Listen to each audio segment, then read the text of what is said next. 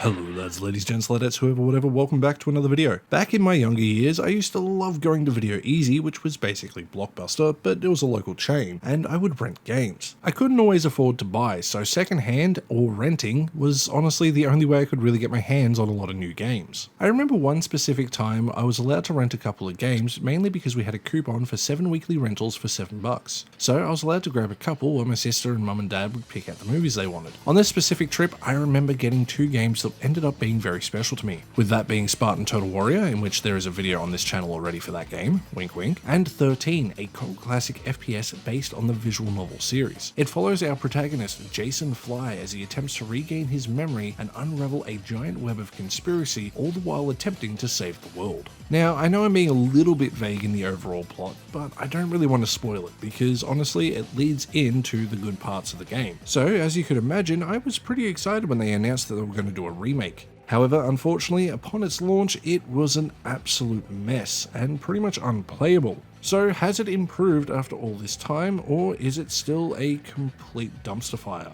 Let's find out. As we do with taking out the trash, we're going to start out with our good points. First and foremost, this game's story. It is by far one of the better narratives in any FPS I have ever played. It's super intriguing throughout, and it has wonderful twists and turns. Though it's been a hot minute since I played the original, from memory, this ends up being a 1-to-1 retelling. Now, some might complain about the ending, and even though I do understand that complaint, it was meant to lead into a sequel originally, but sadly due to poor sales, they never followed it up, and I believe they hoped this second time around it would do the numbers required, in which, if you couldn't tell by the fact it's part of the series, odds are it didn't get the numbers this time around either, which really sucks. Another big plus for me is the game's general level design itself, allowing for more options than just pure combat. There are plenty of chances to sneak around and be as stealthy as you would like. As to whether the game's mechanics are good enough for that, I'll explain soon. The game's weapon variety is also pretty damn good, and thankfully the original came out and didn't do the 2 weapon limit that everything else was doing, meaning that followed through here, allowing you to have a pretty decent arsenal in pretty much any given level. The one drawback is you can't carry these weapons over into the next mission, which, although a little bit disappointing, is completely understandable since it would absolutely destroy the game's pacing. The weapons themselves also feel pretty damn good in most cases. Although lacking in recoil overall, it does allow for that super spy fantasy, so I can give it a bit of a pass there. Another big plus is the game's general aesthetic. With its cel-shaded comic book-esque design, it does a pretty decent job of trying to replicate what the original achieved. Though, with this said, I don't think it did as good a job as the original. I feel like the line work for the cel-shaded effect just isn't as thick as the original, so it doesn't make it pop as much. It's still nice, but definitely not as good. The textures are a bit low res as well, all things considered, but it's nothing that's going to ruin your time. The game isn't trying to be a graphical powerhouse, it's just going for a very specific artistic style. And I won't say it nails it 100% of the time, but it does it pretty damn well 99% of the time. The final good point for me is the game's OST. From the noir movie inspired jazz pieces to the blood pumping action inspired by movies of the 70s and 80s. It's a soundtrack that services the game well in pretty much every aspect. My personal favourite track is called Onboard Lady B, and it's something I know I will listen to while writing scripts in the future. The music itself sets up a wonderful ambience, and it really helps paint the world and reflect the actions of what you are seeing happen in real time. Jumping into the just okay parts, this is where a lot of the game lands for me in terms of its mechanics. Now, it's an FPS, so there's not a ton of mechanics, if anything, other than point, shoot, and maybe a bit of stealth. Now, I will say, I actually liked the general combat when I was shooting guns, running around, and having a good time there. However, the stealth really brings things down, because there are a lot of times where it's not viable, or it just doesn't outright work. I would be spotted when I feel like I shouldn't have, or I wouldn't be spotted at all when I'm standing in the open. It made all combat encounters basically turn into an outright firefight, and even when there are moments where you have to be stealthy the entire time, it feels like an afterthought. A great example of this is when you have to hide a body and you put one in a bush, but enemies will still spot it immediately because it's technically in their line of sight. I tried several times throughout my playthrough to be as stealthy as I could, but it just ended up leading to me running up and punching people to knock them out so I didn't kill an innocent person. In which hand-to-hand combat feels lacking in terms of weight, and even if you're using a handheld weapon, it feels like you never really make any contact. It also feels like it's lacking in speed overall, when it comes to throwing punches or even swinging a weapon. It's not like I need them to let me be Mike Tyson when he would shadowbox, but it would be nice to throw more than a punch every half second or so. I'm unfit as hell and I can guarantee that I can throw more than 2 punches in a second.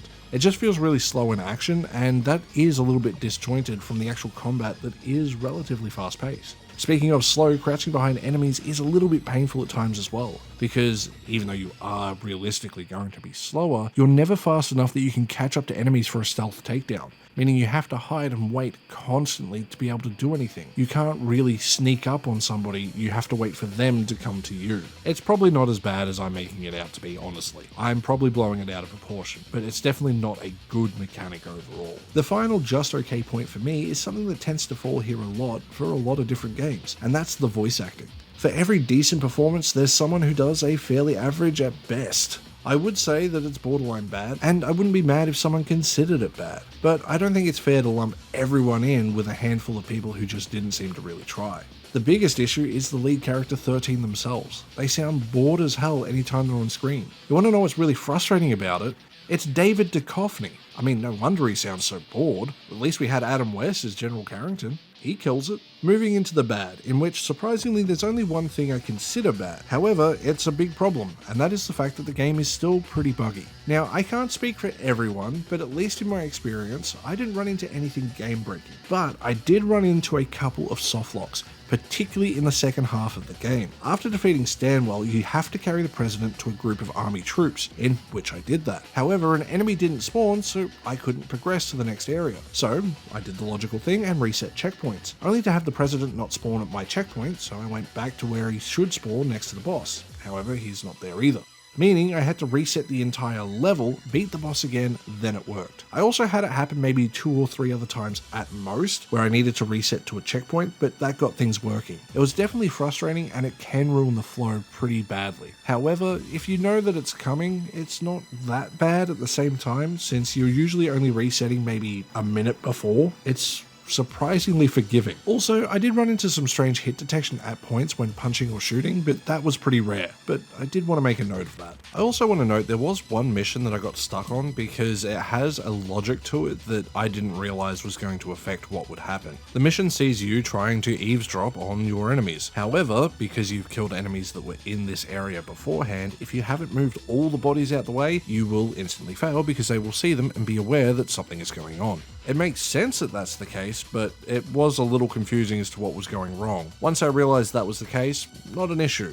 But if you are someone who is playing through and you do get stuck at that part, just know, maybe make sure you've moved all the bodies to a good hiding spot first. Honestly, beyond the bugs, there isn't much that I would say was outright bad about the remake. I mean, I sat down and beat it in a single sitting without planning on it. The story definitely carries the whole experience, and even if 13 sounds bored as hell while there's nothing there that's bad enough to make it not worth playing for the story. Though, if you were going to, I'd probably recommend playing the original. You can get it on either GOG or Steam, and you can pick it up for pretty much the same price as the remake when they're on sale for less than $3. However, if you can't put up with older games' control schemes, go the remake. But if you want the best overall experience, go classic.